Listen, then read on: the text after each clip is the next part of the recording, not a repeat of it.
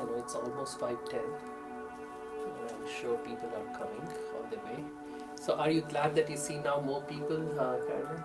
Carolyn was your name, right? Kathleen, yeah. Because she was waiting outside and she said, oh, has the event been cancelled? Because hasn't seen anybody. It was 4:53 or 4:54 at that time. So mostly people come a little late, which is okay, which is fine. You don't have to rush for this. You don't have to create stress to learn meditation. Yeah, it makes no sense. But yeah, great. So we'll get started in a few minutes. I just wanted to kind of, if it's okay with everyone, again, I'll dim the lights a little bit. White lights can be very difficult to concentrate in. And so we have red lights, which always help.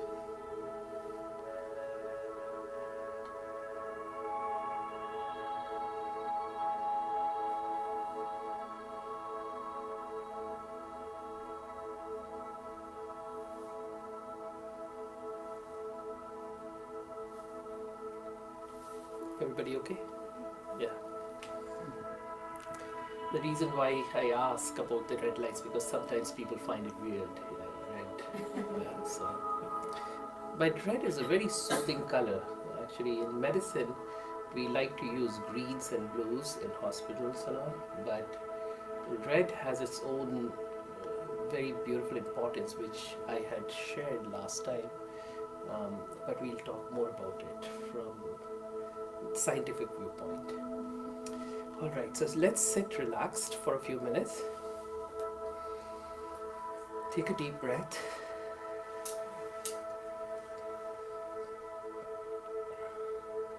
Congratulate yourself that you're here, you're in.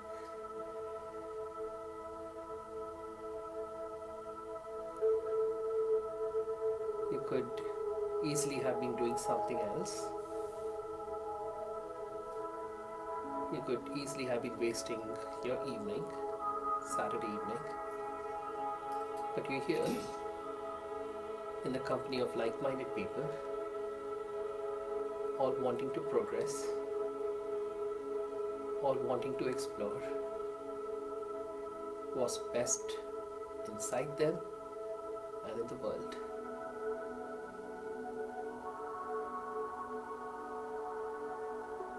And I'm sure each one who is here today has a desire to do something bigger than themselves. I'm sure each one of you has a desire to create an impact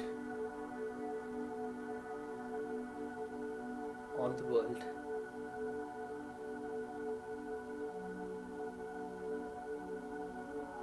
at least an impact on the people that you interact with on a daily basis.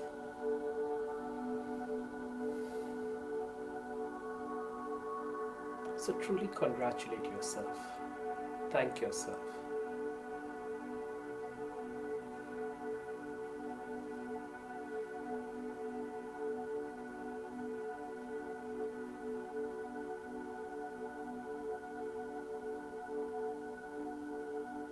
Is your mind, your body, your spirit, everything had to come together for you to be here.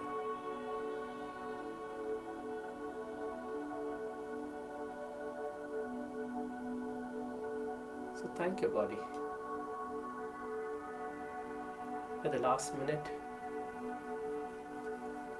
you could have some pain in your body, some illness, or whatever.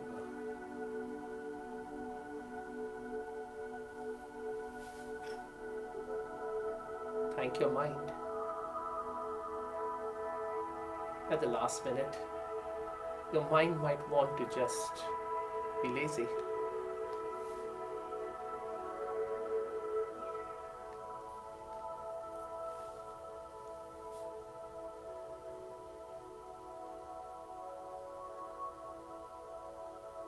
Thank your spirit. The spirit could have been engaged elsewhere.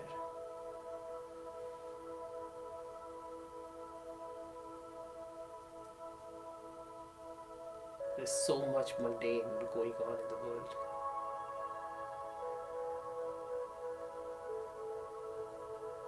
But you were able to detach from that, disconnect yourself from that, and show up today.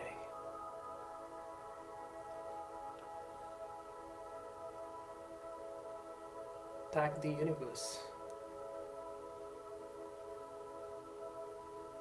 for helping you to reach this place.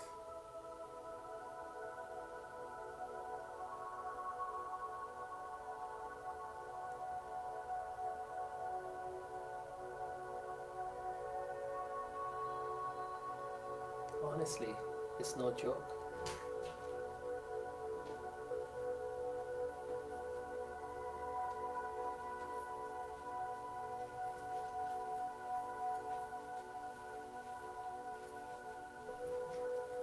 So many things could have come to stop you from coming, but you were able to come.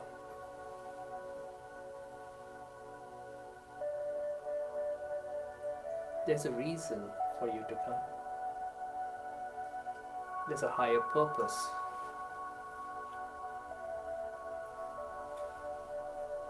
There is something more profound that's waiting to happen through you. And that's why you're here now.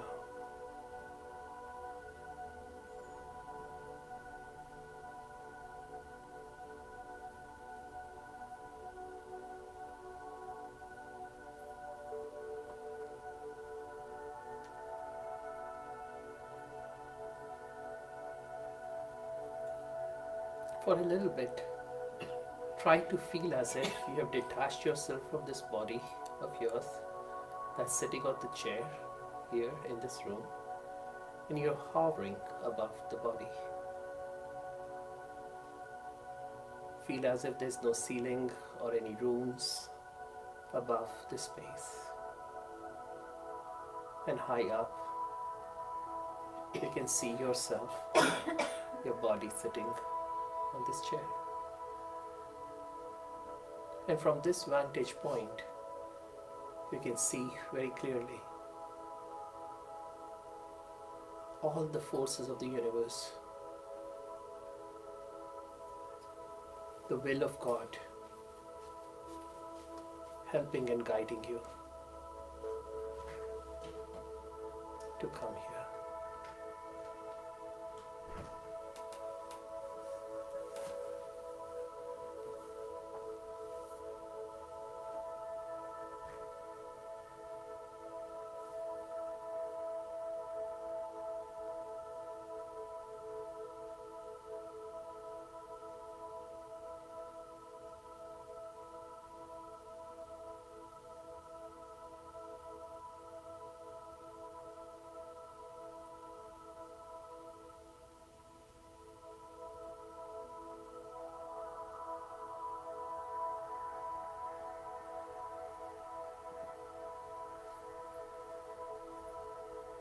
in this moment,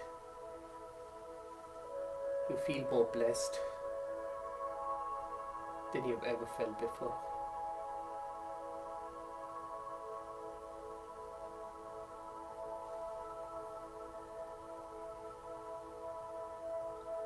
You feel a higher sense of purpose, way higher than you've ever felt before.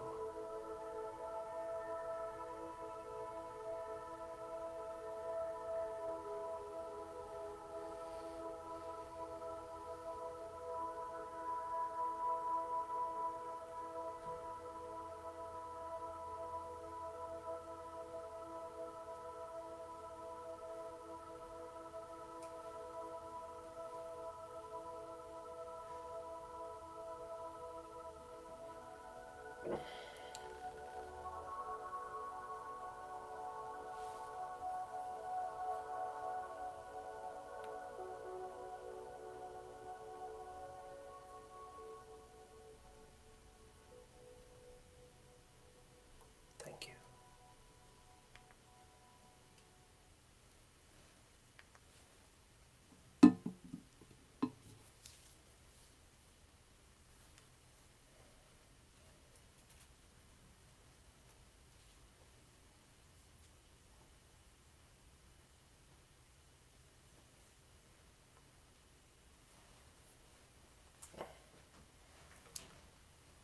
Now you see how soothing that red light was. Yeah. It's as if you don't want to come back to this bright white light. But we must. Nothing is permanent. Not even red light. We proved it, right? By switching it off. Anyways, welcome. Welcome to all of you. I just came to know that few more people are on their way. They'll be here in about 10 minutes. But I'm so glad that all of you, whoever has made it so far, have made it. We do these insight sessions every Saturday evening, usually. Sometimes we change the date and time, but it's usually Saturday evening, and every time we explore something meaningful to our own spiritual growth. Kanishta, who takes care of this center much more than me, she is not here today, but together we started this journey 20 years back. We wanted to learn meditation just like all of you. We wanted to find more purpose to our lives, more meaning to our lives, and this one thing led to the other. We walked into a meditation center just like this, and for us it was no turning back for us.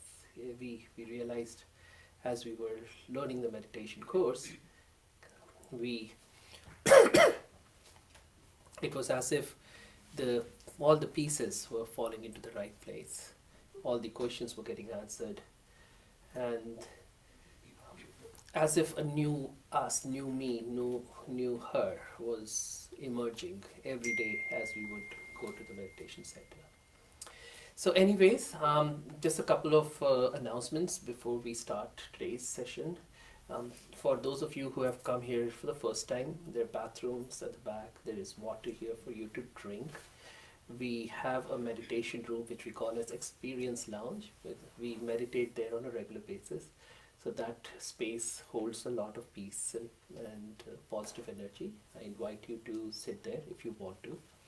We have a bookstore which has a lot of meditation books and CDs for you to look at and buy if you want to. And we are on Meetup. We are on Facebook. Right now, as we speak, we are broadcasting this on Facebook. Eventually I'll edit it because the initial part was just meditation or just music, so I'll delete that part and re-upload it, and eventually I'll also upload it to YouTube. So if some of you are not on Facebook, then you can actually go on YouTube and watch it again if you do want to.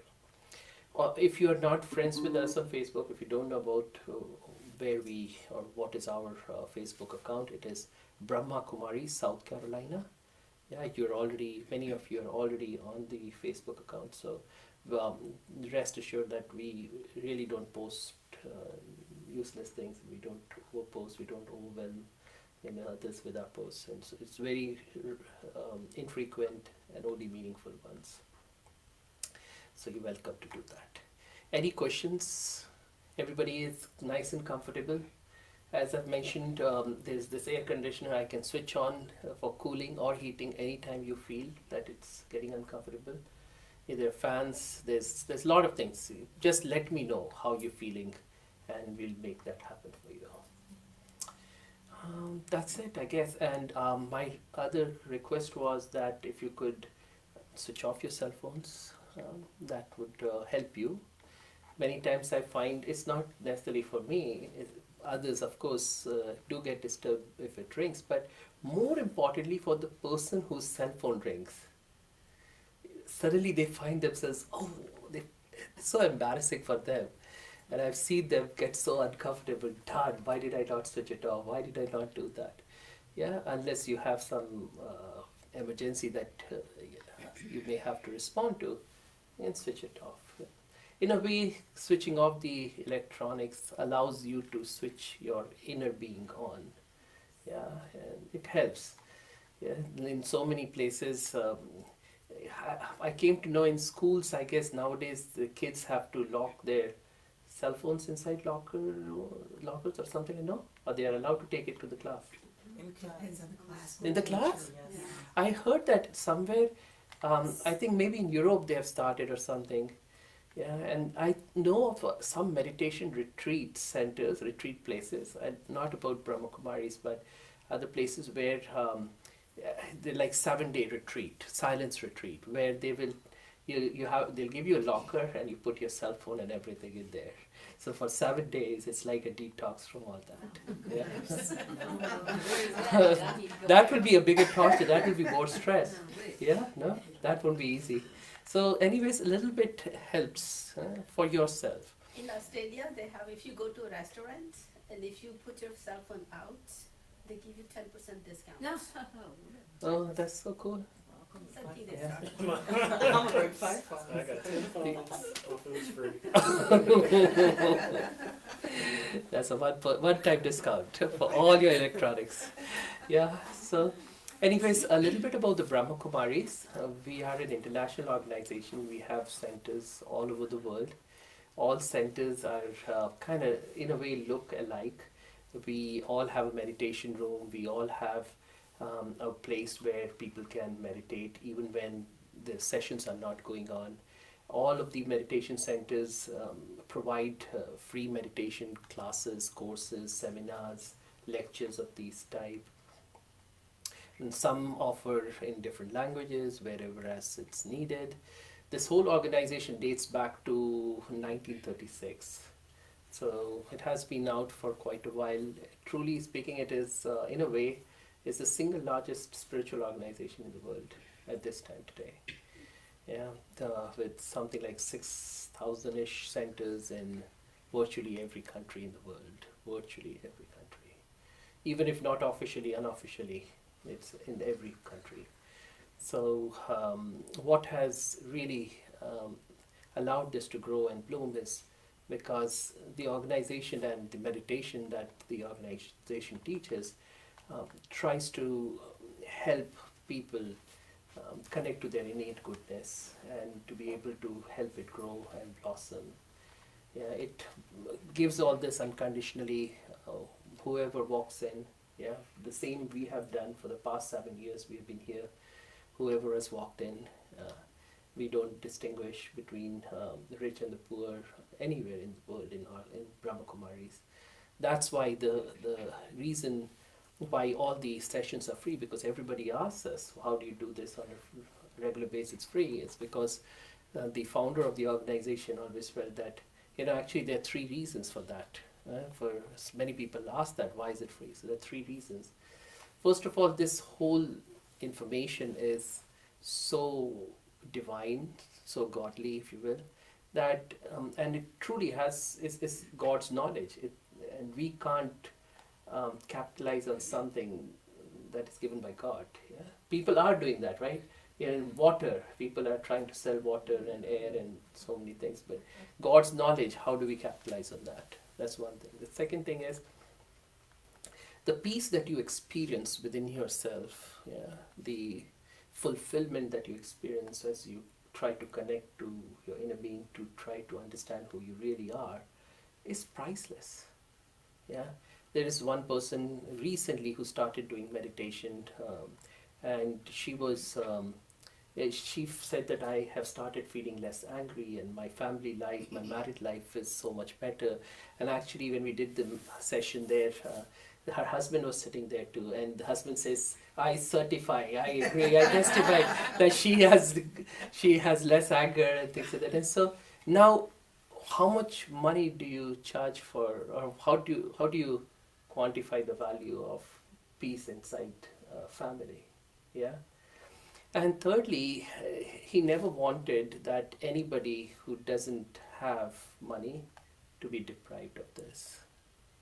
Yeah, everybody has a right. Yeah, like they say, healthcare should be free. It never happens. Water should be free. Never happens. But meditation truly should be free, that anybody can.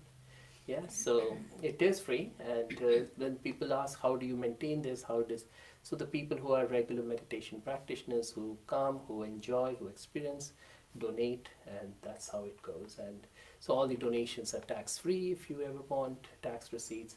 And that's how it has grown over the world. All right. Okay. So today's topic is quantum physics. Yeah, I see a lot of people have a lot of interest in that. I'll try to make it as simple and as understandable as possible. I developed an interest in quantum physics only recently, but I had always an interest in understanding the scientific aspect of meditation. 20 years back when we started this journey, we just loved the experience. We just loved the understanding about meditation and the changes it was bringing within us. And there were profound shifts that we could see right away, being more peaceful, being more calm, being more centered, yeah, having better relationships, health improving, so on and so forth, very quickly.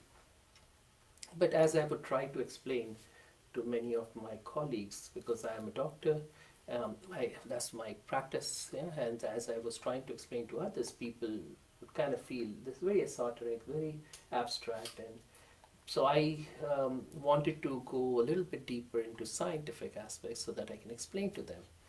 But little did I know that the more I tried to go into science of it, the more I myself will benefit out of it, because there was and still is a very scientific bent of mind within. And as I began to understand how meditation really works, I was able to make more meaningful use of meditation. That makes sense. Yeah. So I'm sure it will too. Quantum physics is a brand new field of medicine, of science, and not really that brand new. But what I have seen is, as I started getting more and more involved in that, it's almost like going down the rabbit hole. Yeah. Yeah, you know that expression, right? So you laugh, that means you know it really. Yeah, and I have heard some people use this phrase rabbit hole in a derogatory way, in a way that it is going to take me into confusion. But actually, no. If you have read Alice in Wonderland, yeah, everybody has read, I'm sure. It's as you go down deeper and deeper into this, the more revelations you get, the more understanding you get to, and it changes your life completely. Yeah. In the past, when I did these sessions, I would kind of refer to the movie Matrix. Yeah, and the part where Neo comes to Morpheus's office. Yeah, you remember that scene? Everybody kind of remembers. And so then Morpheus shows him the red pill and the blue pill. I always get confused. I think the red pill is the red pill is, he says, you take the red pill and I'll show you what reality really is. And you take the blue pill and you can go back to your bed, your house, your family, your life, and you can think what you have always been thinking. In other words, stay in the old paradigm. And the red pill will take you to the new paradigm. And it's not no turning back really. Yeah? Once you start going into the rabbit hole, yeah. So of course there is. You are in charge. You can accept whatever you want to accept, reject the rest. But it's very interesting that if we have the courage, a little bit, to explore new paradigms, our life begins to transform very beautifully right in front of us. So today I invite you to explore this, understand this a little more. So long back, when physics was being crafted, if you will, a lot of it was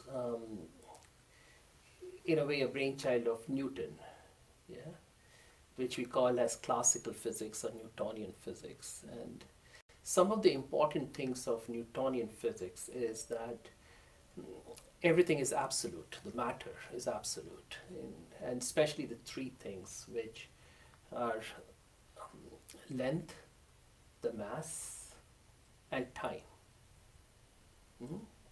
are absolute. What that means is that a foot will be a foot, or a meter, or a kilometer, or a mile will be a mile, wherever it is, yeah. Or 1 kilogram mass, not weight, yeah. Mass will be 1 kilogram wherever it is. Or time, 1 minute, 1 hour, 1 day, 1 year will be 1 day, 1 hour, wherever it is. Yeah, that is the first part of Newtonian physics. The second thing is that there is no connection between matter and consciousness. Matter is what it is. There is this feeling that it engendered that matter and consciousness are never connected. That is, consciousness has no effect on matter and vice versa. Matter just exists. A tree is a tree is a tree, no matter what you think of it. Yeah? But both of these things have been debunked by quantum physics. So around the start of the century, there were some very forward-thinking scientists, physicists like Max Planck and of course Albert Einstein.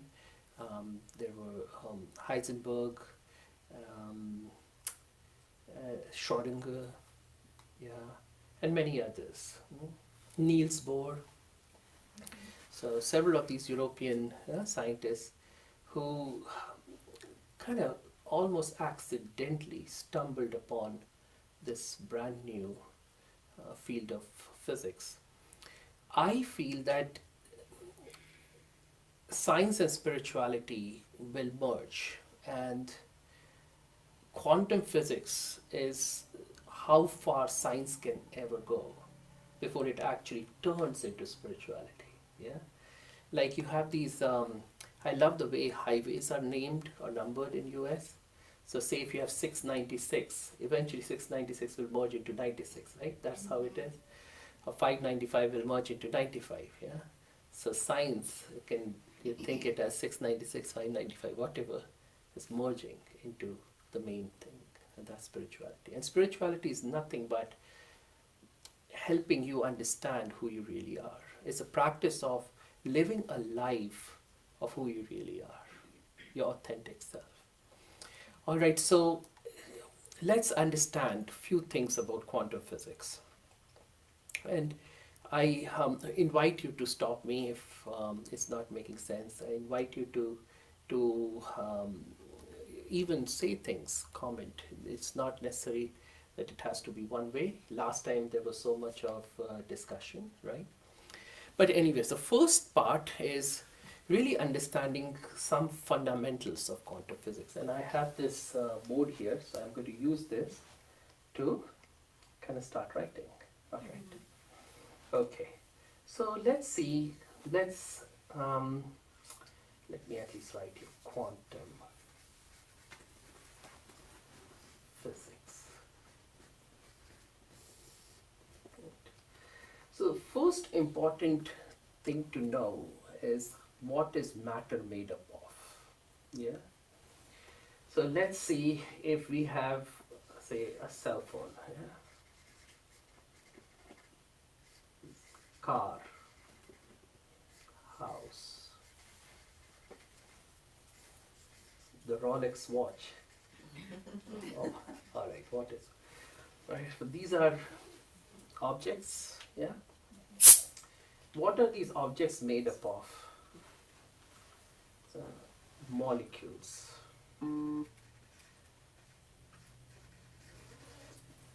Yeah. So there are molecules which, all of these are molecules.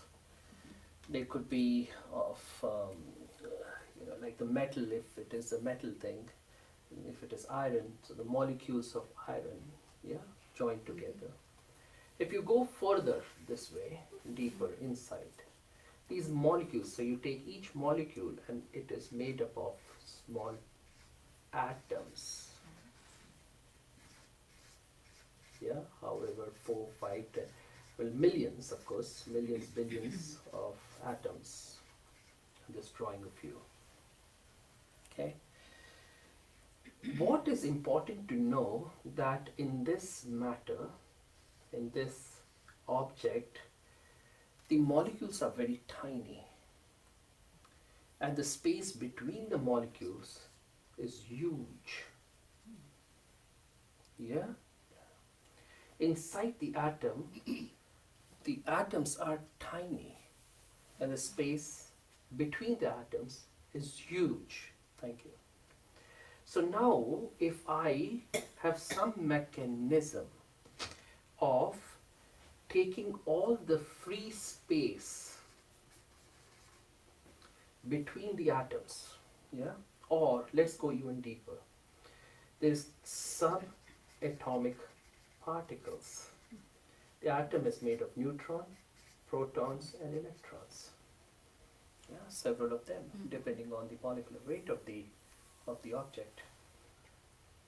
Again, the space that is, or the size of the subatomic particles is very tiny inside an atom as compared to the space between, yeah, the subatomic particles. So if I have a mechanism to somehow calculate or clump together all the free space between each of these subatomic particles, so that space would be the space inside the atom, the space inside the molecule, and space inside the actual object. All of that space.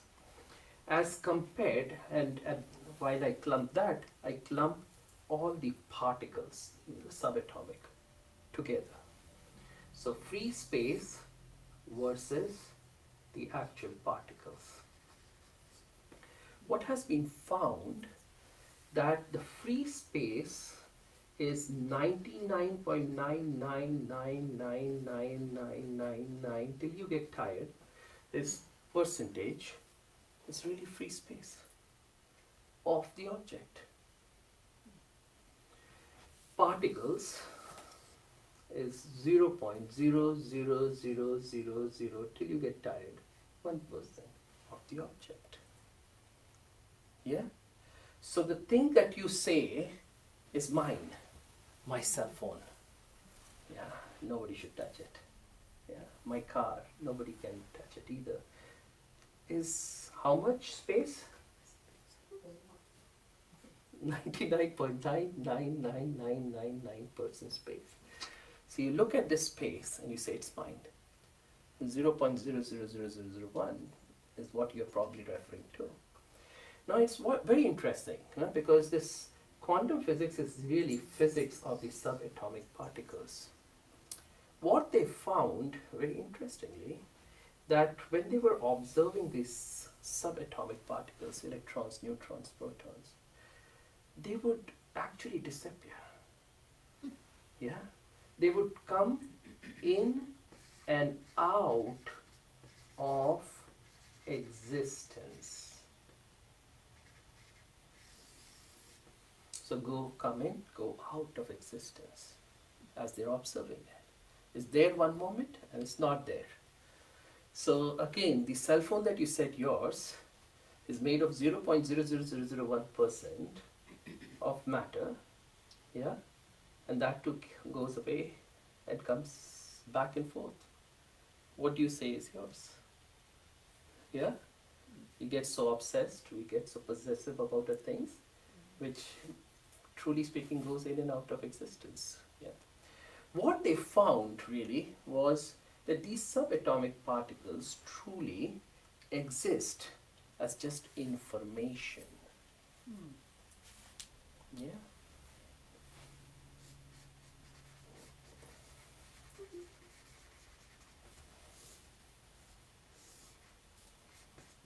Particle or matter. It exists as just information that as you observe it, that information coalesces together to create the particle. You see? In other words, in the subatomic world, the subatomic particles, therefore, the object that you were referring to, yeah, in your consciousness, you're holding that object, cell phone, car, whatever, actually exists merely as information.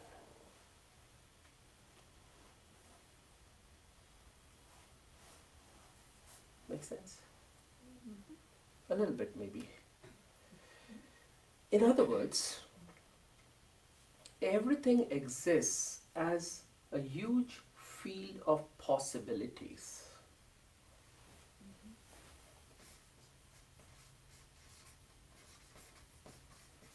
Possibilities that coalesce to create a particle or particles of experience for us, because we are experiencing it. You hold the cell phone, you sit in the car, you experience the car. Yeah. As you begin to look at that matter or the subatomic particle, it goes from a state of possibilities to an experience for you. In other words, you are who are determining whether it remains as a wave of possibilities or a particle of experience. Yeah? But in any case, here, when you go here, below this, in this space,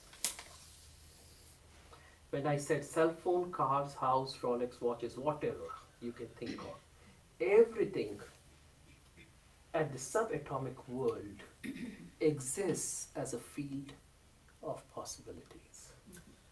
And this entire field is one field. Yeah, that's what they call as nowadays this whole term. Even Einstein actually called it the unified theory of oneness. So there is oneness here. Now, instead of cars and cell phones and houses, we can look at us as individuals. Yeah, I'm white, I'm black, I'm brown, I'm green, I'm yellow, I'm orange, whatever. Yeah. I'm rich, I'm poor, I'm half rich, half poor, yeah, or whatever. I'm a Muslim, I am a Hindu, I'm a Christian, I'm so and so, yeah. I'm an architect, I'm an engineer, I'm a lawyer, I'm a doctor. Yeah, so many different things. Yeah, just like you have these distinctions of objects, give distinctions of human beings. It's me versus you. It's you, they versus us. But if you go down, it's molecules. Actually, molecules look alike. You go to atoms, atoms all look alike. Of everything. You take the atom of this fan, or you take the atom of this light, or the AC, or your body. There's no way you can determine whether it is an atom of this versus this. Subatomic particles, definitely not. And below that is just one field filled with possibilities. One field. So truly think of it, we are one. All of us. Doesn't that open your mind to a totally different paradigm of thinking? All the distinctions that we have created here, really one. I remember long back in childhood, we used to hear this, that the color of blood of everyone is rich or poor, or is white or black or brown, it's just red. Yeah, we have the same color. So we have the same one unified field where we all exist merely as possibilities, as information. That's who we are. From spiritual viewpoint, some of you who have been coming here, we have talked about it again and again. Reinforcement was what was discussed, right? The more we reinforce. But who are we? Are we all these things that we think at this level? Who are we? Who are you? Yeah, you're just a life force, life energy. You're a soul, a point of consciousness. And if you see, think of it, in this space, there is energy of the entire universe. Infinite healing, infinite wisdom. Connectedness to everything and everyone you want to know. Ever. Think of it, if you can go from this state, yeah, that's where we are all existing, down to molecular level, atomic level, and then go further into the subatomic, and then go into that unified field. Think of it. You're now connected to everything and everyone in the entire universe. You know, long back when some of these saints back in India who were able to come up with actually the entire structure of the universe, the galaxies. There were no telescopes at that time. There were people who had actually told how many rings the Saturn has in those days. And in today's world, you hear about clairvoyance and this and that, right? Yeah. And you have sixth sense and intuition and all that. So every now and then we do visit this space where we get the ability to be connected to everything and everyone, to have infinite answers, infinite healing, infinite energy, where you just expand yourself into infinity. Whereas here, you're limited to just who you think you are. Does that reveal something profound for you? So far, so good. So take a moment. Let's do a quick moment of experience. Feel as if you're none of those things that you have ever thought yourself to be.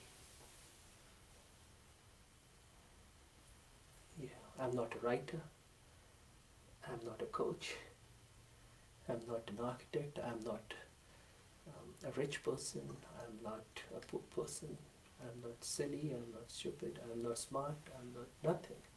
All this is here. Go deeper, deeper. Allow your consciousness to kind of sink.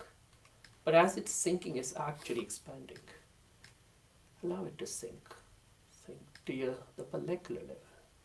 And as you're going into the molecular level, your consciousness is actually expanding. And going to the atomic level, it's expanding even further. There's no difference now between you and others. Go to the subatomic level. Much less difference. Electrons, protons, neutrons look exactly the same. And now go into that field of infinite possibilities.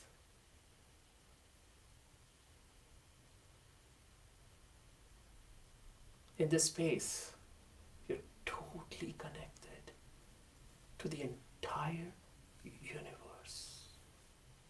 Entire universe. Isn't that profound? Yeah? All right. Shall we go to the next? Yeah. We'll come back to this if needed or as needed.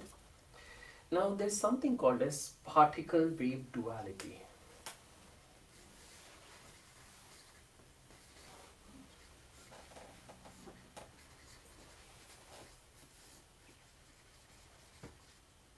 See, this duality itself is a strange word. Yeah.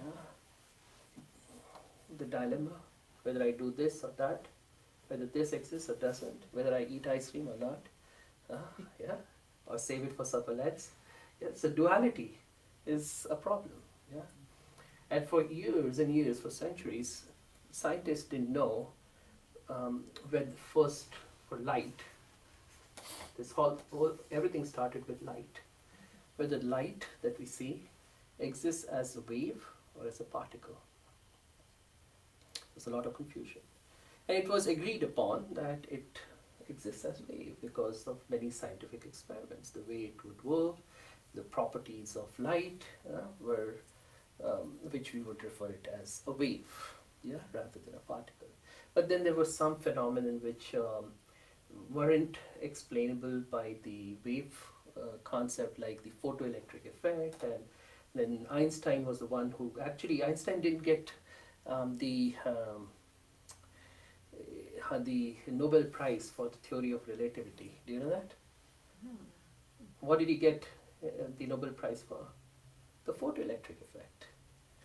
Yeah. So photoelectric effect, it's impossible to explain because of the wave theory or the wave function.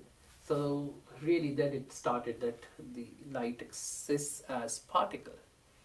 But every now and then, which I'll go into in a moment, they found that light would sometimes behave as waves, sometimes behave as particle. So what is it? Is it a wave? Is it a particle? Yeah. Then this question became a little more deep in a way that all these particles that we see as particles, yeah, electrons, protons, neutrons, whether they exist as particles or they exist as wave, or they exist as both. So, there is a very beautiful experiment, a classic experiment done in America. Finally, something good we do in America. Right? Good. So there's this person called as Thomas Young. Yeah, he did this beautiful research that has intrigued scientists and humanity till now. Yeah, it's called as the double slit. Who said? Oh, you said that. Oh, it looks like you have some.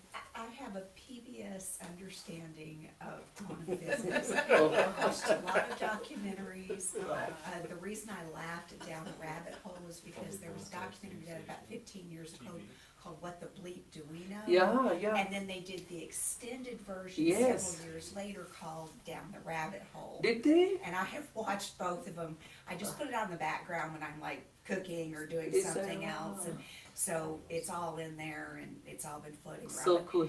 But that it's very beautiful what you said. I never quite put it together that it's all information. Yeah, And I'm one of those people that, you know, I lived in the library as a child, yeah. lived there. And so to Cool. all of a sudden now it's like a library. And boy, that was a Beautiful. light bulb. Thank you. Thank you, thank you. I assure you that what I will try to do here, and what I hope that you'll take with you, is a totally different understanding of life itself. Yeah? So I'm going to try to bring all that I've learned in spirituality and meditation and merge it with science. I turned it off. I'm sorry. It's all good. It doesn't matter. It's all good. Please don't feel bad or anything. So that's the double slit experiment. See, the cell phone doesn't really exist. Yeah. It's just subatomic particles together. It's just 0.00001% of matter or cell phone. So anyways, the double slit experiment. So what they did is they took a cardboard piece, if you will. They made 2 slits in it. There was a screen here, kind of see what comes through, and they shone light through this. Yeah. So as we understand, light is a wave. Yeah. So as predicted, as they shone light on this, it went through this and it created what is called as an interference pattern. Yeah. Which means that light waves, just like water, say if you have water flowing through this slit, the wave that is coming, a straight wave, a single wave, will split into 2. Part of it will go through this, part of it will go through this. As it comes across, as it goes across, then these waves, the wavelets now, the 2 waves, will begin to kind of crash with each other. Merge back to Yeah, try to merge, but they'll crash with each other, sort of. And they'll create what we call as the troughs and peaks. And so eventually you'll end up with what is called as an interference pattern of light and dark and light and dark. Yeah? Don't have to understand this too much, but I'll explain more of the significance of that. So as they're doing this, wow, it looks great, it looks great. But they wanted to see how and what happens exactly when light goes through this. Yeah? So they set up a camera here. But before that, even think of it, if say you have another bigger, larger experiment where you have, say, golf balls. Yeah, this is a machine. Yeah, that throws golf balls at this cardboard box or cardboard partition. What will happen? Either the golf balls will go through this or this. Yeah, one by one. And what you will see is a replica of the double slit. Like this, right? So if it's a particle, then you will see that kind of a pattern. If it's a wave, you'll see the interference. Yeah. So when they were trying to look at this part with a camera, as soon as they switched on the camera, light began to behave as a particle. So immediately it went from the interference pattern to these 2 slits.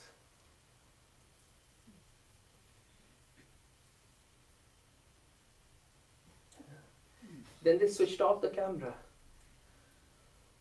It again went back to the interference pattern. Interesting, isn't it? All right. So they weren't sure. Next, they actually took a gun which would fire electrons or protons. Yeah, these are particles. Everybody thought a proton is a particle like this. They were able to kind of measure it and all that, right? So they took particles, which like electrons, and the gun would shoot hundreds of thousands of electrons a minute or whatever a second, and it would go through this. Again, these are particles, right? So how would these particles create a pattern? What pattern do you think it should create? The particle pattern, right? That is these 2 slits. Yeah, either they will go, that particle will go through this or this, the next one could go through this, right? Eventually it's going to create this kind of. But what they found, that when the particles were shot and nobody was looking at it, just looking at the screen, they created an interference pattern, just like light would. A wave function. Isn't that interesting? So somehow these particles were going through these through two slits, were interfering with each other just like a wave would and create the interference pattern. So they said, let's see with the camera. Yeah. So as they switched on the camera to see which slit the particle would be going through, they found immediately the pattern changed from the interference to the two slits. So the particle started behaving like a particle when observed. And when not observed, the particle was behaving like a wave. Welcome. Welcome. Make yourself comfortable. There's a whole row of chairs here in the front. Yeah. Okay, Yeah. thank you. Right. Yeah. I'm sorry, we had to make. No, that's perfect. Yeah, yeah, it's all good. All right, and in any case, this whole thing is being recorded, and you can watch it and listen to it again if you Okay. want to. All right. So, understood so far, so good. Help me understand how's it happening here now. Switching on the camera is creating the particle effect. You're not switching it on; it's behaving like a wave. Yeah. It's the observer effect. Thank you. Yes, the observer effect.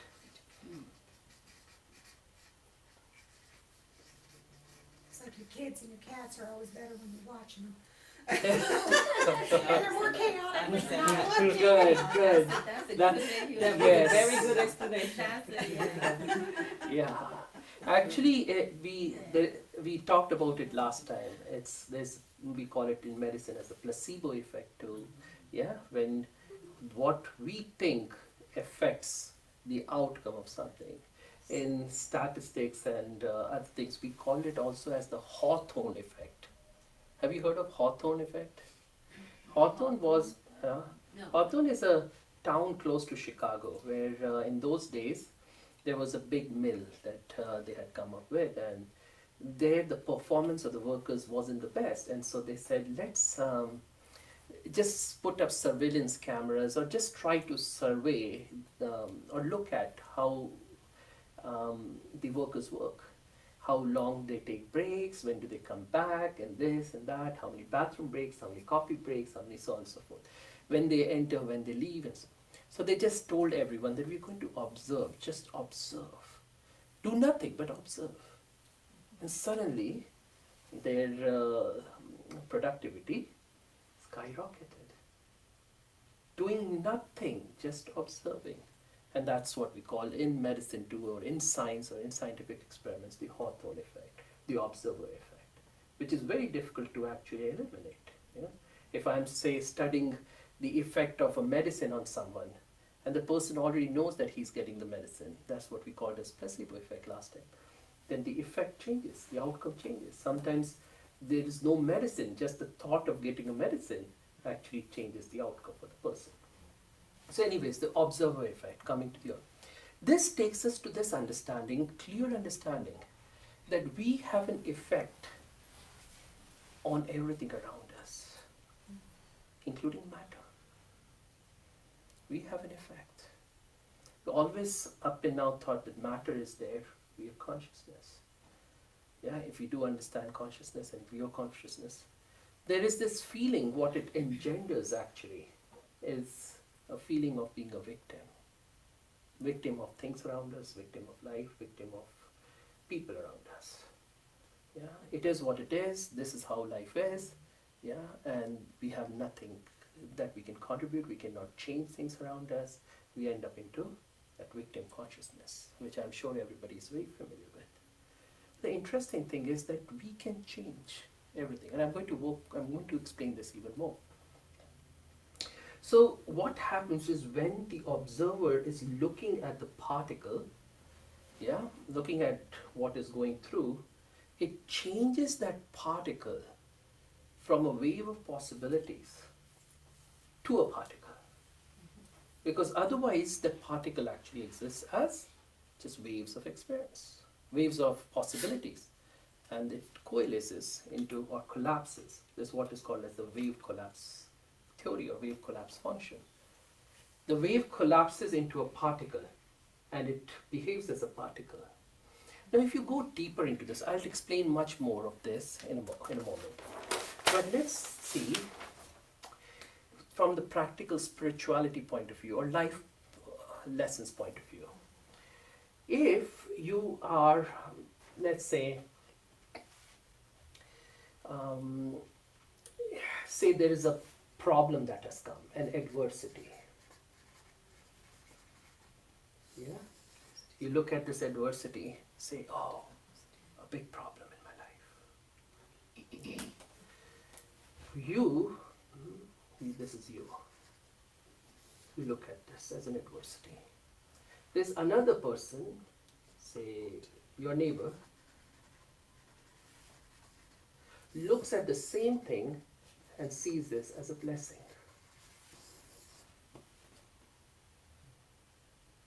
Yeah. When they were observing it, trying to see if it is working as a particle, it behaved as a particle. When they were not looking at it as a particle, it was not behaving as a particle. When you look at a situation as an adversity, what does it become to you? Adversity. Yeah, I can make it easier. So this is a situation. What will it be? Adversity or a blessing? It's like the glass half empty, half full. Yeah, exactly.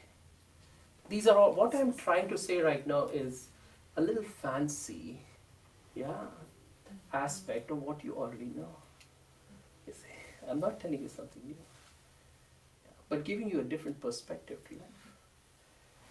So if you look at a situation as an adversity, that situation behaves as an adversity for you. If you look at it as a blessing, it behaves as a blessing. If you look at a person, think of it, there's, say, a person standing here. That person could be the world's biggest crook. Yeah. Say you look at that person as a crook because you know. You look at that person as a wonderful person, nice, such a nice person. The interesting thing is, the behavior of the person will change according to how you perceive that person. So that person will behave as a crook for you, but behave as a wonderful person for you. You see? We create our own reality. We are reality generating human beings. In our mind, we create duality, and therefore there's duality, you versus me. You go into that consciousness of that unified field where we are all connected, we are all together, we are one consciousness. The universe begins to work that way for you. Yeah? So far so good? Clear? Now I'm going to go into something called as quantum superposition. Have you heard of this? Have you heard of what is quantum superposition? No? Again, that particle that you're looking at, matter that you're looking at, actually exists as a wave of information. Wave of possibilities.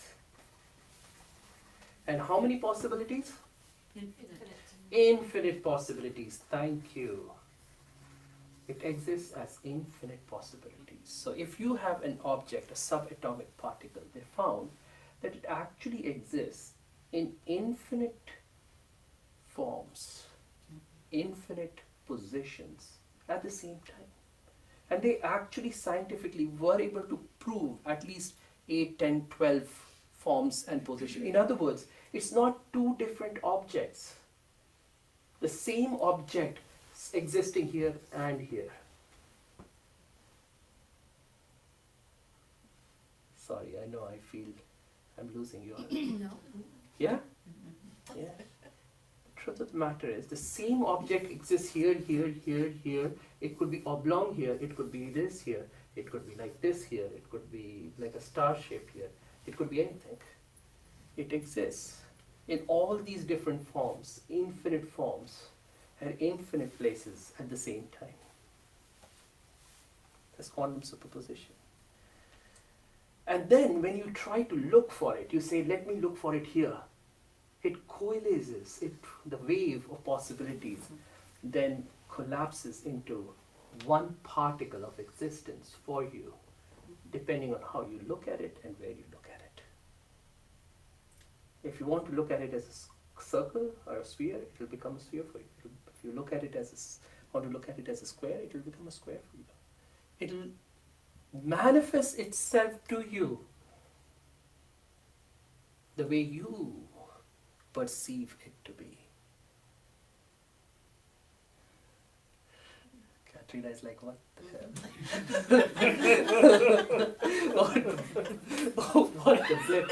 What the blip? What the blip? Alright, so now you think of it, the spiritual implication to it, the life implications to it, the huge implications is you exist as infinite possibilities right now, right here in this moment. You can be anything you want to be. Yes or no? Right now. You can be the world's nicest person. You can be the world's worst jerk. Yeah? We all know it, right? Sometimes we are. Yeah? Sometimes we can be the nicest, sweetest, most kind-hearted people, and sometimes we are people we don't know or we don't want to know ever. Oh, was that really me? Yeah? I don't want to know that person anymore. Yeah? So we can be anything. We exist, right now, as all the possibilities that you can ever think of in the whole universe at the same time. What you choose to be in this moment is who you end up being in this moment. Shall I repeat that? Yes. Who you choose to be in this moment is who you end up manifesting as in this moment. Right now, say, think of it. Anybody would raise their hand, I want to be the biggest jerk. No. Or I want to be the kindest, most loving, most caring person the universe has ever known. Or I want to be 50-50. See, infinite possibilities, kindest, most loving person, a total jerk. Yeah? And there are infinite possibilities between the two. You could be 95% kind, 5% jerk.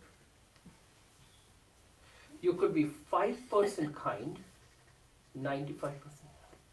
50% kind, 50% bad person. 45, 50, 47, you can just keep going. You can be anything you want. But it is your conscious decision to be who you want to be is what manifests.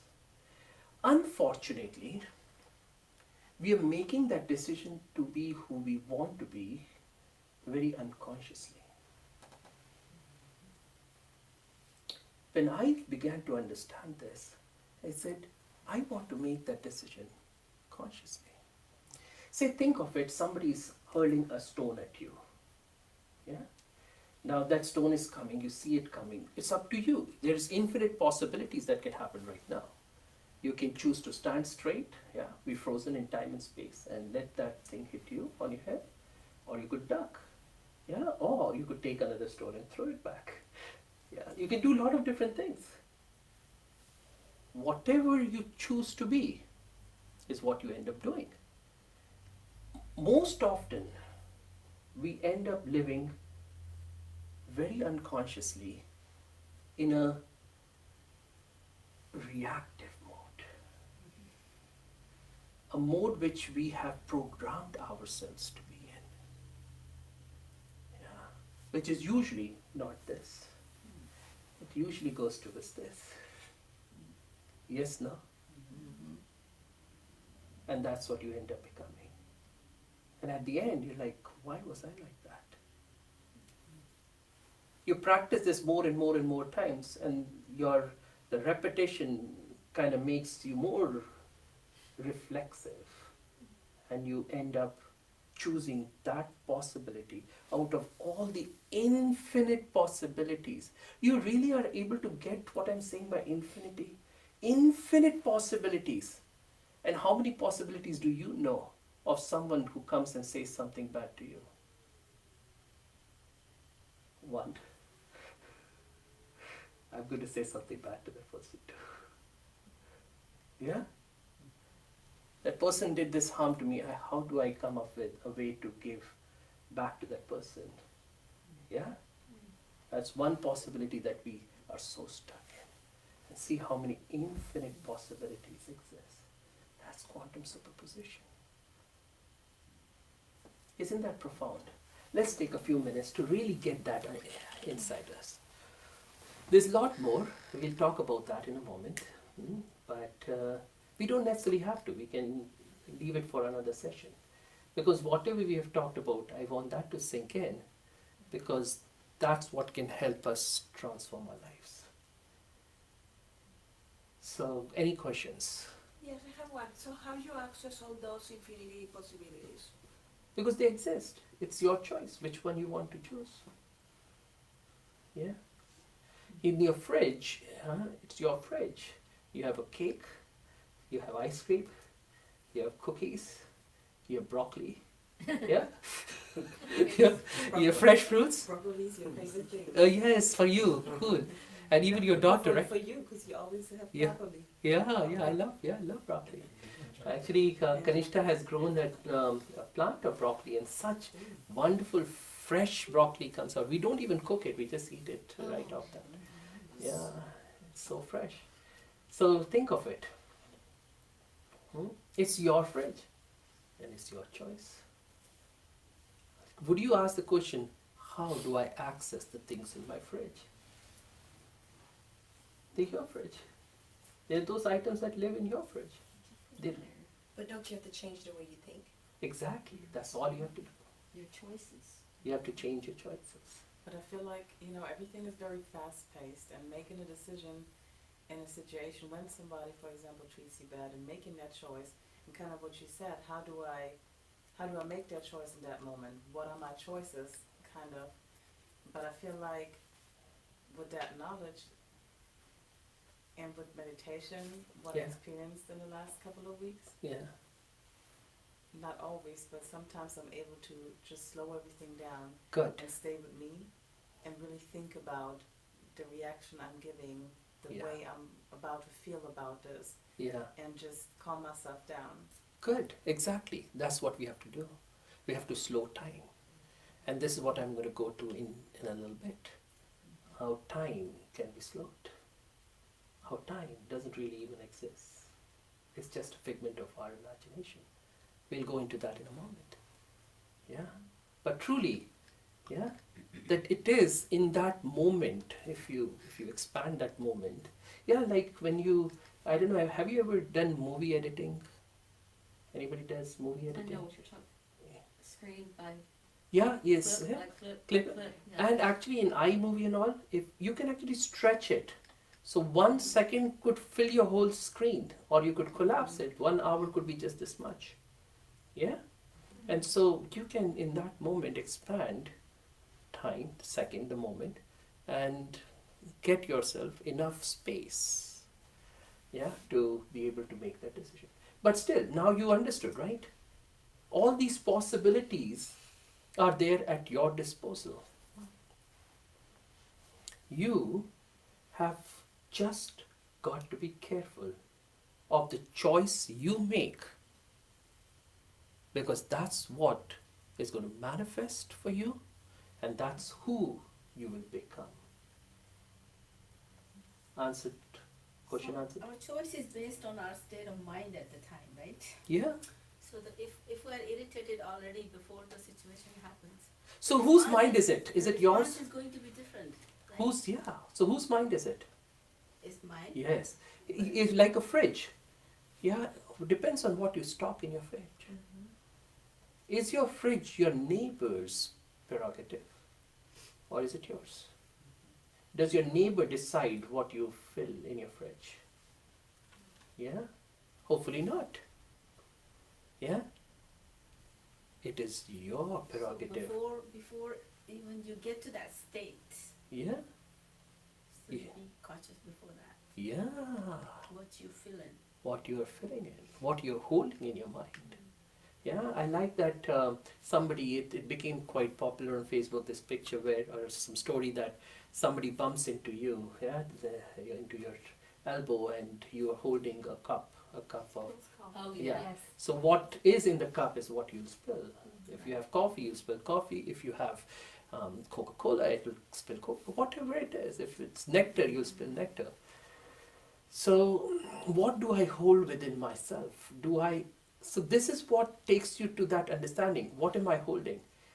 I have a choice to choose among infinite possibilities, not just when the situation comes, even on a moment-to-moment basis. Right now, there's no situation happening, right? Nobody's attacking you right now. Say, for example, yeah, right now, nobody is doing anything to you. You can be who you want to be in this moment. In the next moment, in the next moment. And if you keep making that conscious decision to be the best person you can ever think yourself to be, then what's going to happen in the moment of crisis, if you will? You will exercise the same choice that you've been practicing. But more importantly, even your perception of the situation changes. You see it as an adversity, it manifests as an adversity for you. You see it as a blessing. Yeah? There are countless stories of people who have taken what has the bad, quote unquote bad, that has come to them and have transformed their lives. They are now people who the whole world knows. Yeah? There's this story of an Indian girl who was I think a football player or something, and a very bright career, and she's traveling in the train, and then I think there were some boys who were trying to, kind of do some eve-teasing or trouble or whatever, and she tried to defend her, and then they threw her out of the train, and so she ended up falling on the other tracks, and then another train came by, cut her legs, and and sorry, pardon me, I don't mean to make that. So that late girl, she climbed the Mount Everest now. No legs, but climbed the Mount Everest. And she goes around the whole world talking about how she climbed the Mount Everest. Yeah, see? So was that an adversity, or was that a blessing? She took it as a blessing. It became a blessing for her. There's this another gentleman who, with no arms, no legs. This lady with no legs, but no arms, no legs. Climbed the Mount Kilimanjaro recently. Have you seen that video? Of how he was saying that it took him so many hours just to climb a little bit, and he would feel despair. He said, will I ever be able to do it? And all these prostheses would cause problem to his, injuries to his limbs, and eventually he ended up climbing the Mount Kilimanjaro. Yeah, we have everything. We have all the 4 limbs, and we say we can't do this, we can't do this. It's all in the mind. Thank you. It's all in the mind. Yeah, this was something several years back. I made this a promise to myself that no matter what, I'll never use the word I can't do this. And in fact, to the extent I said this to myself, that the day I say these words, let that day be the last day of my life. If I can't. I can't do it yet. Yeah, somebody said that last time too. Yeah, or I can't do it yet right now, but yes, I will. Can you climb the Mount Everest, Shwetank? Oh yeah, what's the big deal? Yeah, I can't climb today because one, I'm quite a ways away from Mount Everest. Yes, so we'll have to fly there and yeah, with some training, why not? If those people can climb, yeah, yeah, then I can also climb. Can you go to the moon? Yeah. If Neil Armstrong can go, I can go to. Yeah, not today, but eventually I can. There's nothing we cannot do. You have infinite possibilities right here in front of you. All right? Has that sunk in for everyone? Yes, yes. All right. So let's go back to that experiment. The double slit.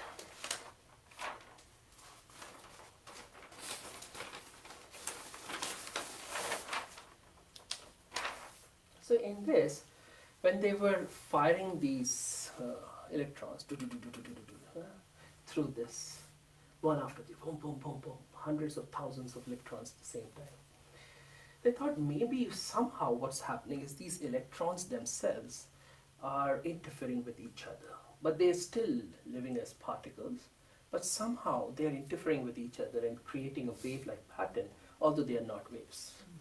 So I said, let's do one thing. Let's send each of these electrons one by one. They'll send one, and the next second they'll send another. Yeah? When they were not looking with the camera again, these behaved as a wave.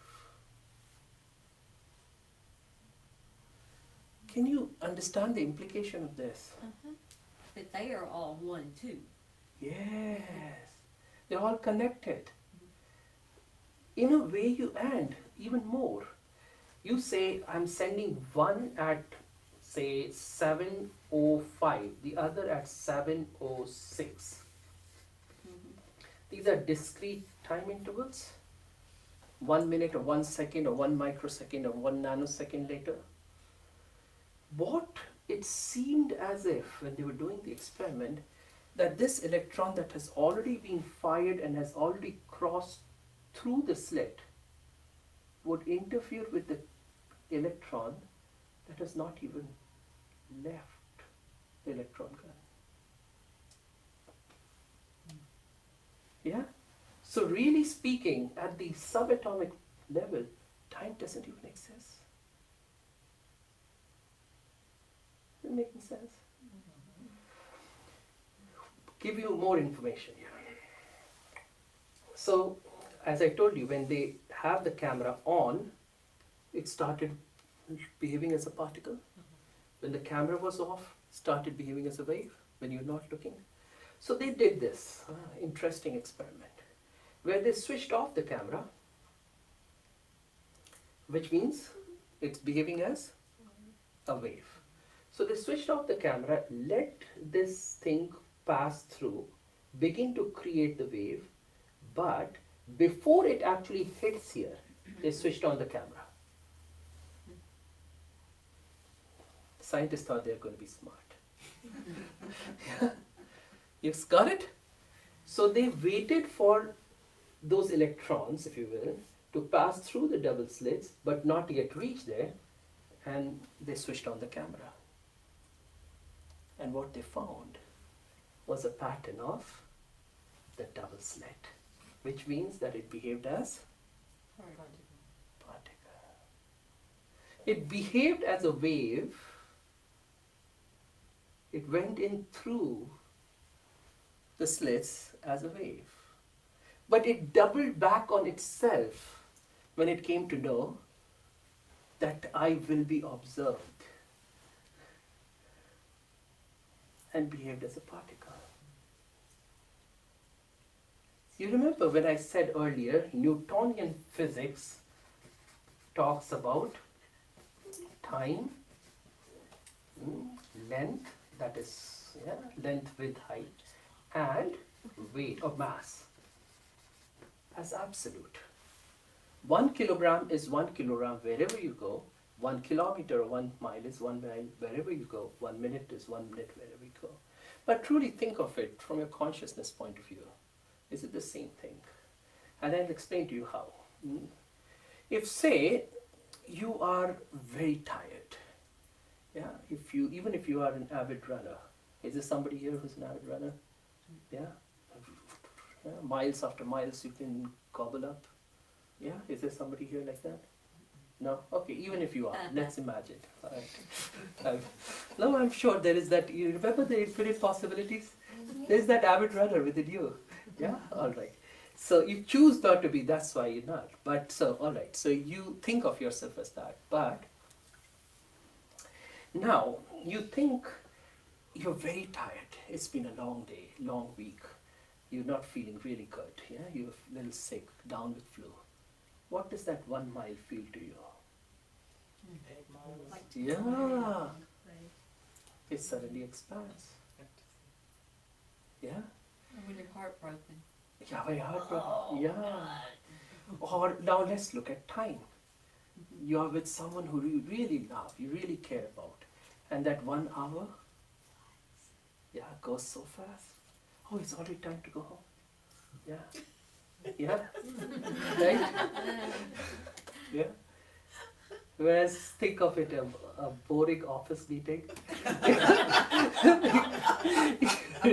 Your chief is blabbering away.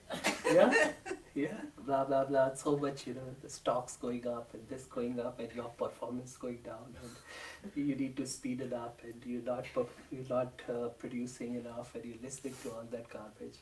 Yeah, and what happens? That 10 minutes seems like forever. Time is relative.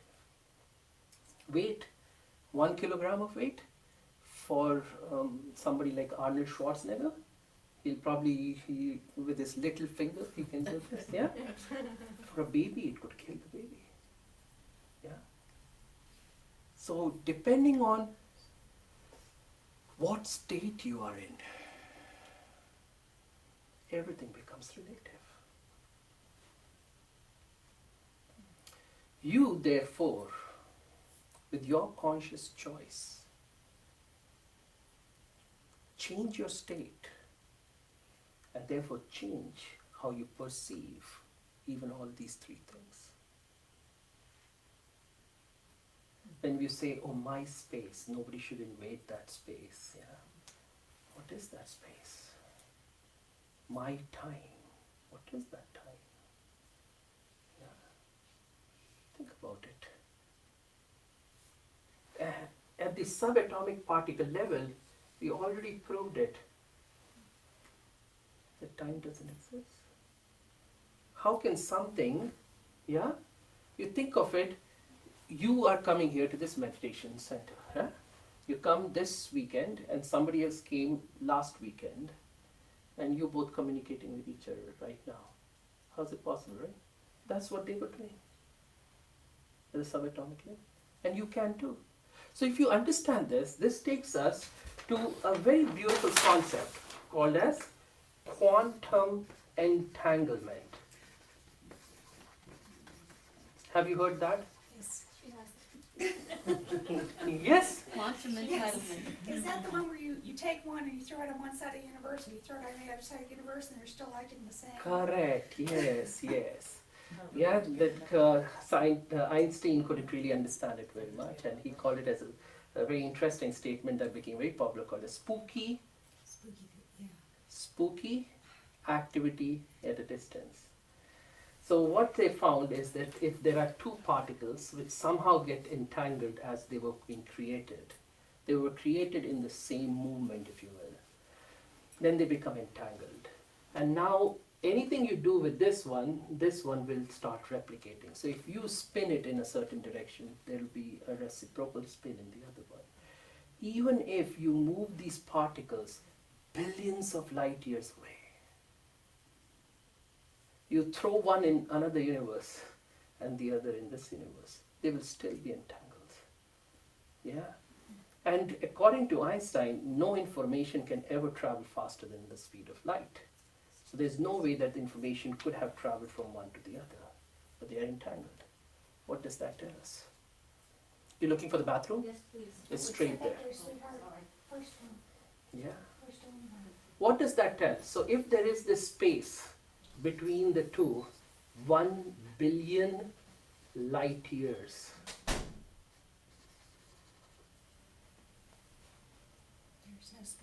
There's no space. There's no time. There's no space. It takes you to this clear understanding now that everything around you, matter, time, space, is merely a figment of your imagination. It manifests for you the way you perceive it to be. Let that sink in. Isn't that interesting? And so, if you are able to go into what we talked about in the beginning,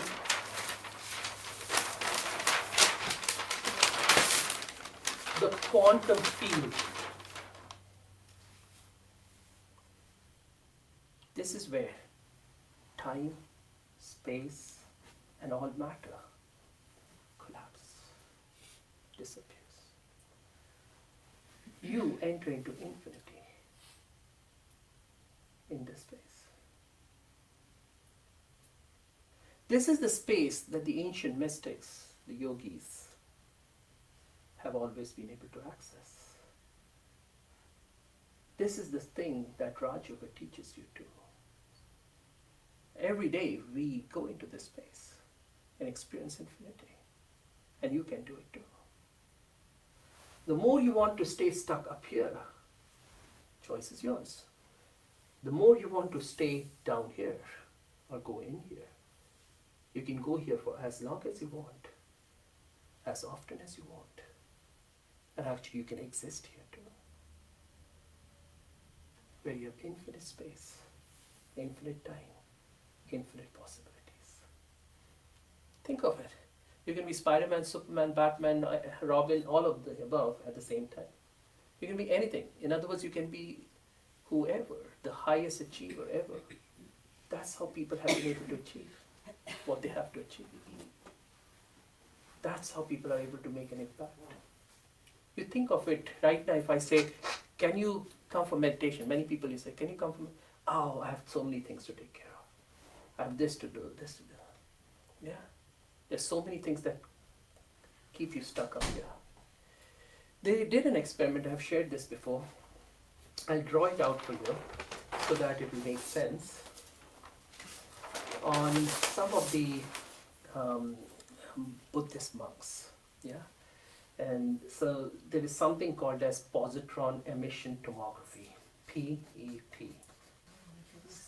PET scans, they do it for people who have cancers and all that, right? To show where there is activity. And so they did PET scans, PET scans, they call it as PET. Scans on the brains of these monks, meditators. So what they found, so in the brain there are, so let's see, this is the brain, this is say the left hemisphere, this is the right hemisphere. The brain has two parts, the left, the right. This is say the front part, this is the back part, this is the side part. The front part is called as the frontal lobe. Yeah, there are a lot more parts just to make it easy. Yeah. And there is a lateral part called as the temporal or temporoparietal. Temporal, parietal, frontal. This is occipital. Yeah. So the frontal lobe, and in fact there's another part called as prefrontal cortex. They are involved in creating the personality that you are. Like people who have car accidents or something where the frontal lobe, prefrontal lobe gets damaged, their higher functioning gets damaged.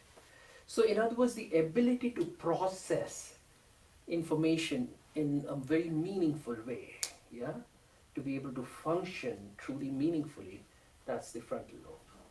For animals, the frontal lobe, or rest of the brain is very well developed actually. The hind, they say it as the forebrain, the midbrain, the hindbrain, yeah.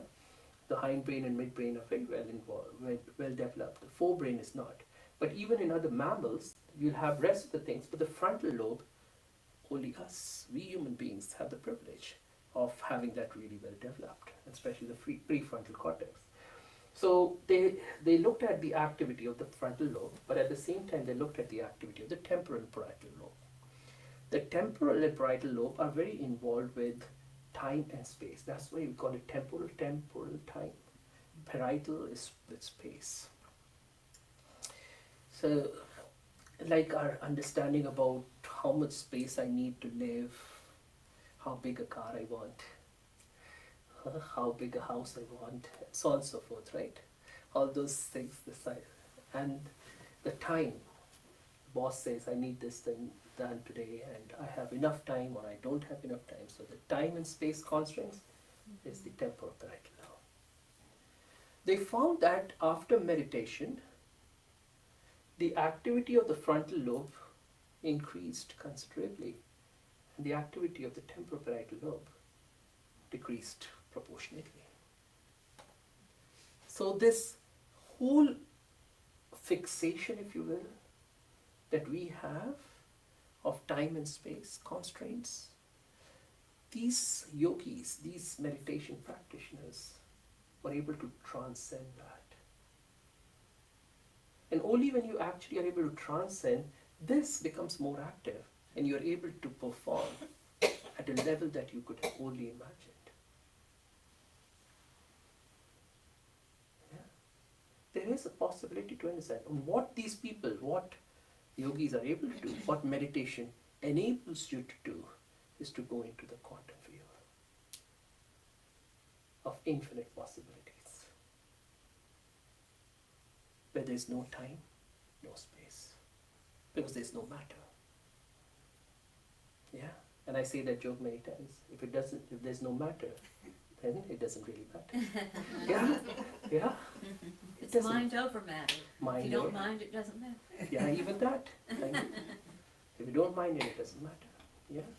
Or if matter doesn't exist, it doesn't really matter. Who cares? It doesn't create trouble for you. Think about it. Think of it. If you, and truly speaking, there are so many people who still, they're very creative people. They'll say, hey, I'm not going to get stuck at the deadlines. I'm just going to forget my boss's face for a little bit. Yeah. And it's screaming and all that. And I'm going to just focus on me and the space. And let's see. Beautiful things come up. Yeah. Lot of nice creativity then emerges. But think of it yourself. I'm sure you can relate to this. There were times probably in your life when you were still stuck in deadlines. Yeah. And were you able to give the best you could? No? Yeah. Time and space. Quantum entanglement, quantum superposition. Yeah. So many beautiful things. Shall I pause for a moment? And then there's one more thing I can share with you which is also life transforming. But any questions, any thoughts? You have to leave in like 2 minutes. You're welcome to. Yeah, yeah. I want to hear you. Oh, how sweet. Oh. That's so sweet. All right. Okay, so another important thing, let me share this with you. About this time thing. You know, what they have seen is in this theory of relativity, that time too is affected by gravity, if you will. Huh? So the more the gravity, the slower the time. Yeah, or slower, or in other words, actually faster the time. The perception, or from another perspective, it seems slower, but actually it speedens up the time. As you rise above, yeah, the gravity, and there's less gravity, time actually slows. So it in fact expands. Yeah. So in other words, like your feet are closer to ground, so they're experiencing more gravity, and your hair, are experiencing less gravity. So theoretically, your head ages slower than your feet by a fraction of 0.00000, and you can keep adding zeros till you can add no more, that much. Yeah. So if you are able to go above, higher and higher, like you're on an aeroplane, or even go beyond the Earth's atmosphere and the gravitational pull, as you go higher, you will find that, say you're here and this is Earth. You go around the solar system and all that, and you come back. Say you come back after 10 years. Huh? That's why they say 10 Earth years. Because this 10 years on Earth for your own brother, sister, friend, family member, for you, it'll be way less than 10 years. You will age much less. Time has expanded for you. You see, there's this movie, very famous movie, I can't remember the name, where this person gets stuck at Mars or something and then comes back. The Martian. Is it Martian? Or there's one where, I don't know whether it's that or it's an older movie. The Martian is that famous actor, right? Matt Damon. Matt Yeah, Damon. but No, this this is not the Martian. yeah, there's another movie in the past. Interstellar with Yes, Matthew Okay, McConaughey. yes, exactly. Where they say, where this person goes and gets stuck up there, for him it's like a few days, few weeks or whatever, comes back and finds like a few hundred years had passed on Earth. Yeah. In fact, there's this story that I remember from my childhood about Rip Van Winkle and the legend of the Sleepy Oak. Yeah? Yeah, anybody heard that? Sleepy Hollow. Yeah, Sleepy Hollow, yeah. And so that person goes there, drinks this thing and goes to sleep. And for him, it's like a night's sleep. Wakes up and comes back to the world and everything is changed. His granddaughter is now a woman and the house is gone, everything is gone, the whole thing has changed. You see? See, time is so relative. One day could actually become years.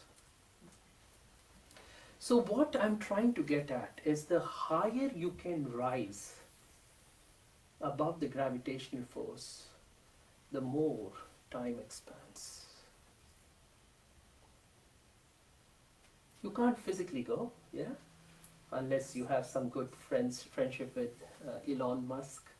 Yeah, he really can't do. You have I'm take so care. sorry. No, I'll be abso- back. Yeah, Thank but you. best wishes. Oh, We have God pleasure bless. to Thank have you. Christmas. You enjoyed. I can see it in your face. Oh, Yeah. yeah, no, it's great. All Super. right. All I right. wish I have to go to work. No, I'm sorry. Yeah, I'm sure you'll be able to take some of this at work and Oh, yeah. yeah. I'll watch it later. Thank you. All right. So yeah, so we can't physically go there, but we can in our minds, and that's what the yogis are able to do, and you can do it too. Rise above, transcend. You've heard of this word transcendence? Transcend above the physicality of or the physical nature of our existence.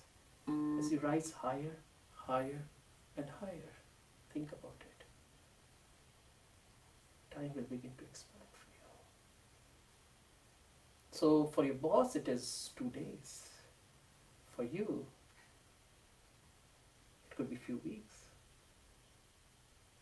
So you have enough time. Think about it.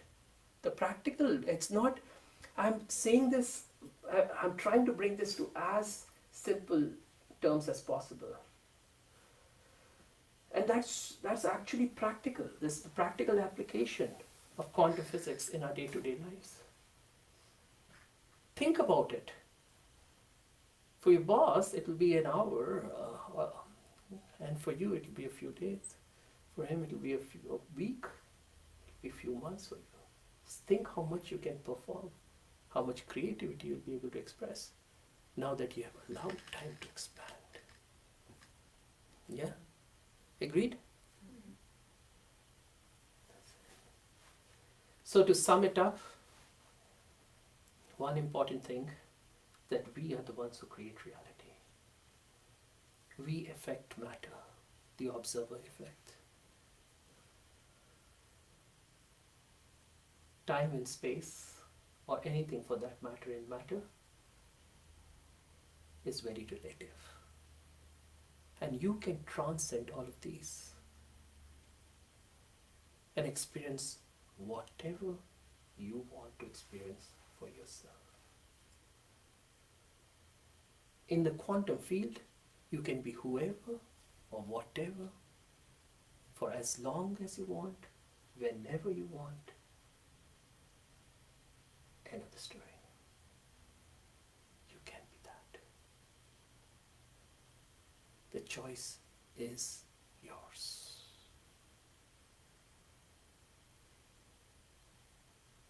Thank you. Thank you.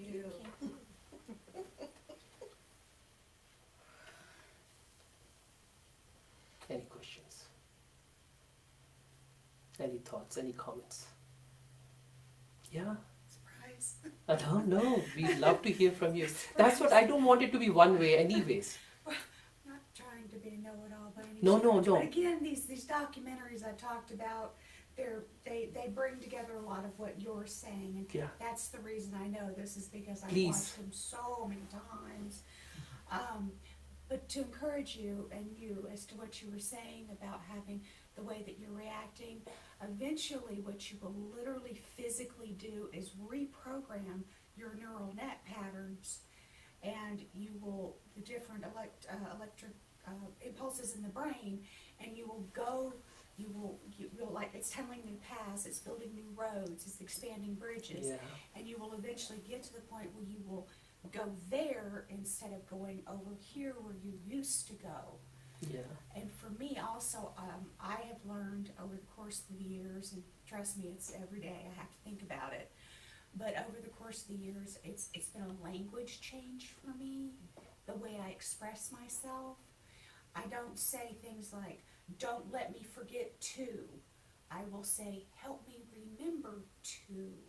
Yeah. You know, Good. and and having been in sales for too many years, and you know that scungy part of my life, always give the person the opportunity to answer with the word yes instead of no, and it will change the dynamics of the Sure. conversation. Yeah. So just physical things like that will take you from that plane into the other plane. Yeah. For me personally, I know that has been what is, and it's been a long, strange trip. No, thank you. Thank you for sharing. And I'm sure you've enjoyed this trip so far, right? Yeah, For and yourself in your life. Yes. It is the yes. first time we're meeting you, but I'm sure, it has been enlightening for you, and that's exactly what it is. See, you can achieve so much more than you have ever imagined if you Yes. understand these things. For me, this was the game changer. These things were game changers, really. Understanding quantum physics and its various intricacies, and the more as I've tried to explain to others, it gets clearer and clearer in my mind. Yeah, and I'm able to practice that much more in my life. Yeah, there is still some more. We can discuss that another time. But yeah, but love to hear other people's thoughts too. Yeah, anybody else would like to say? Well, I know one thing that helps me is affirmations. Yeah, So when I first open up my eyes, I set my intentions for who I'm going to be. So I always do it now with love, light, peace, joy, Yeah. and I set that intention so that anything that comes at me that day, no matter who calls, road rage for myself, challenging schedule or whatever, it doesn't matter because I've already told myself sure, who I'm going to be. sure. And Yeah. that's the road that I take. Great, great. So this is tying into what you said earlier, and we have done that session about, it's all about neuroplasticity. Today I wanted to take a totally different perspective, and so that is then from psychology point of view, from neuroscience point of view, so all this can be discussed and explored. From psychology point of view, is positive self-affirmations and the repetition and how the subconscious mind reacts to what we give it. And we have talked about it in many sessions, and even this about neuroplasticity and how the grooves get created. We talk about in that how neurons that fire together, then eventually wire together. Yeah, these are these phrases where they're not necessarily just cliches, but they are really meaningful things. They really give a lot of clearer understanding of how to live our lives. And so, yeah, that helps in reprogramming ourselves. But today I wanted to take this perspective. Yeah. So from the newcomers, I would love to hear from you. You had a wonderful question a little while back, but after that, any more new thoughts, either of you? Oh, well, yes, I have, so I get the point, like, the power of the words and affirmations and the thoughts and the conscious mind. But how you get, once you are working on that and let's say you are doing some kind of meditation, so how you go into a higher level, like changing your subconscious mind with new, learnings and paths, so how you do that? Yeah, again, it's a conscious effort. Yeah, Just like how do you come down from your main floor to the basement? Yeah, you take the stairs and you come down. You make the conscious decision to come down to the basement. You come down. You made the conscious decision to come here from your home. Practice. Yeah, practice, of course, but the first thing is the conscious decision. And then you again and again do it. That's the practice, the repetition. But the conscious choice first is, do you even want to go into that quantum field? Want to experience that? Or you want to stay up there, stuck? Are you ready to go down the rabbit hole? Yeah, again, that phrase. Are you ready to explore? This is a beautiful space. Somebody says, oh, go to, I don't know what, Italy or someplace, there's such a beautiful place, or Iceland or Greece or somewhere, beautiful place where the beautiful spas and this and that. Say, oh, let me also explore it, let me also enjoy. And I'm sharing with you what I have experienced and what I experience on a regular basis. Leave this space, go deeper and deeper. And right now itself, let's do that experiment if you want, for yourself, experiment and experience. Yeah. Shall we do that quickly? And then we can have more questions. We can. There's also a little bit of sweet for everyone, which Kanishta made. It's a vegan sweet, which you all can enjoy. All right. So for a little bit, again, try to forget all that you see in the physical world. The old paradigms of thinking, your old beliefs. Yeah. Let me dim the light again. Is that okay? Mm-hmm. Yeah. Everybody like that red light? Yeah. And just to make it easy for all of us, I'll play some gentle music. Yeah. Because it does help.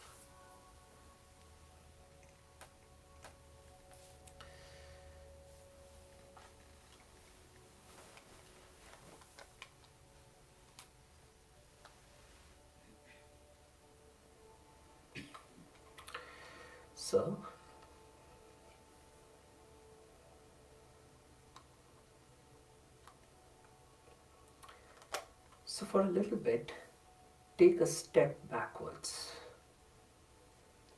Backwards from the usual state of existence that you live on a daily basis.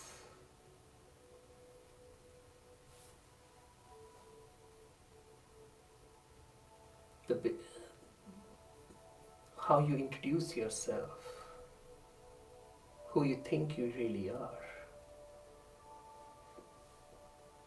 on a daily basis. The name, the occupation, the religion that you practice, the way you look when you see yourself in the mirror.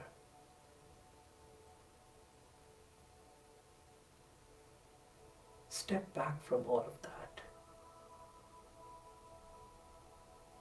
and see yourself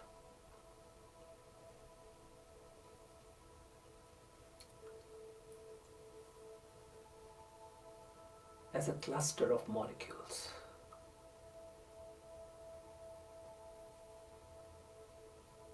In fact, even between the two,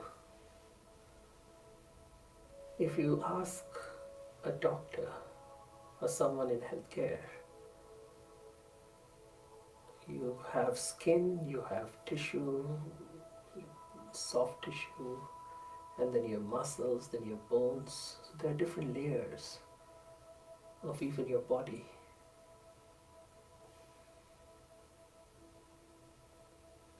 And then you have cells. And then you have molecules. So for a little bit, feel as if the body has dissolved. Yeah. The body as you know it, or as you're familiar with. And all you see is a bunch of molecules. Each molecule far away from the other. Yeah. You become tiny and you now have the ability to go into the molecular level. And you see your one molecule here,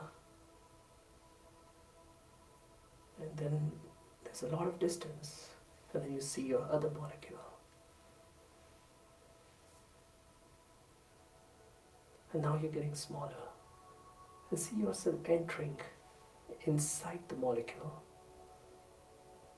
And you see that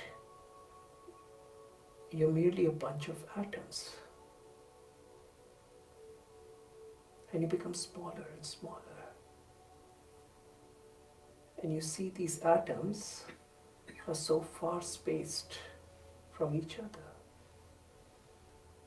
You see one atom here, the other atom there. Then you become smaller. You see yourself becoming smaller, tinier, tinier. And you're now entering inside an atom. And you realize that you're really made up of a bunch of subatomic particles, like electrons and protons and neutrons. Yeah? You see yourself getting smaller and smaller. And you see the vast space between each of these subatomic particles that you are.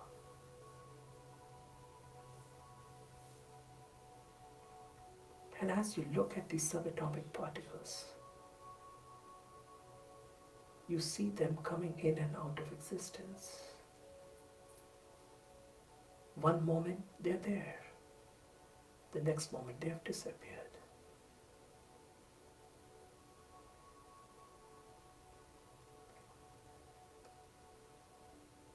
You go deeper.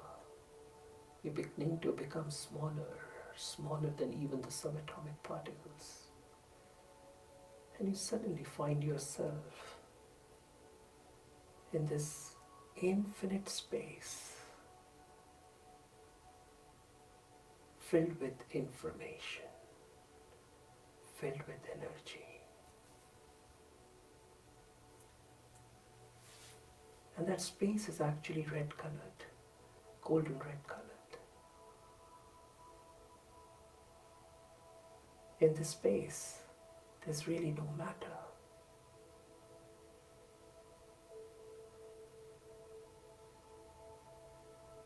It's just information.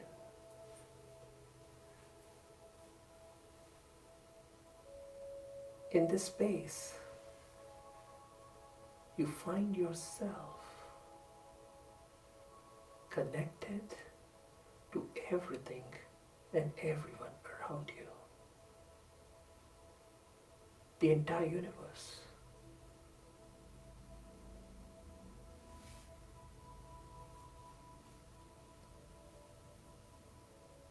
In this space, everything is infinite. Time, distance, and even you.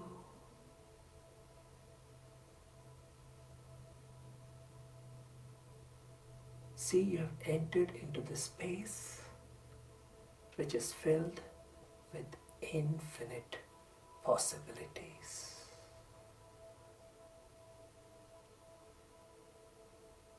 In this space, time has come to a standstill.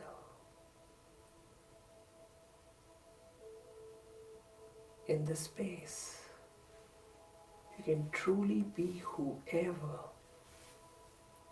or whatever you want to be.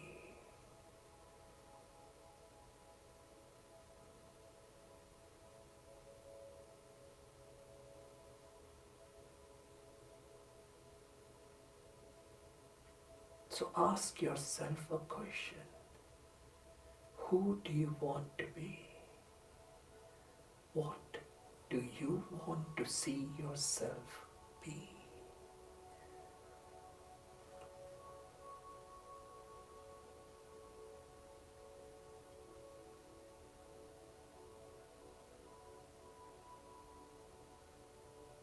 Whatever you choose to be in this moment, see that taking a form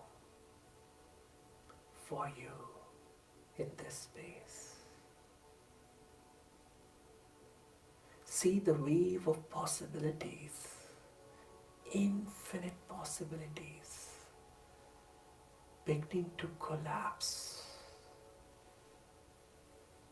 into that form that you have created for yourself. The entire universe is coming together.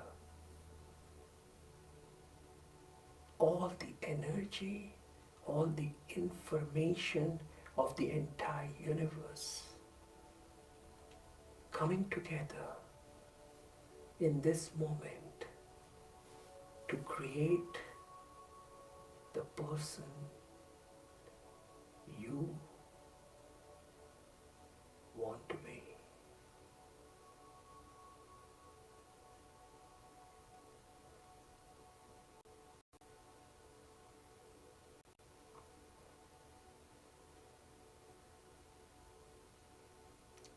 So be careful of who you want to be. But it's okay. The next moment you can change if you don't like the choice you made in this moment.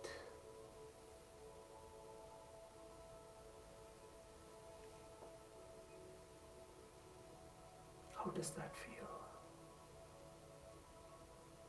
You are in total control in this quantum field of infinite possibilities. Every moment you can exercise your choice to manifest for yourself whatever reality you want.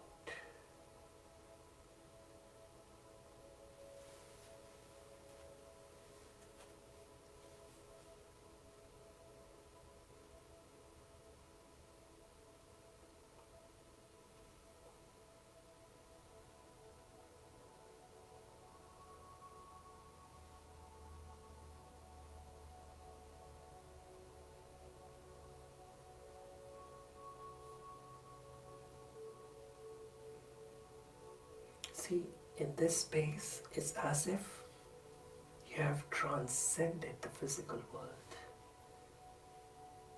You've gone beyond the gravitational pull. You've gone beyond the galaxies, beyond all matter. And in this space, time has expanded.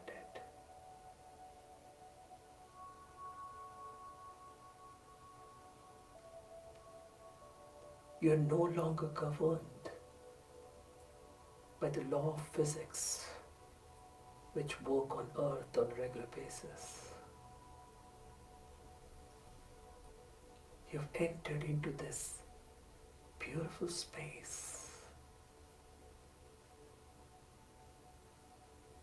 filled with laws of quantum physics.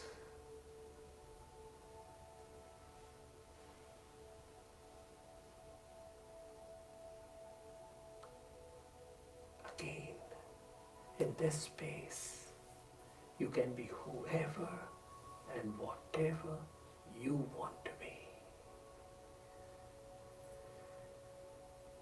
Om Shanti.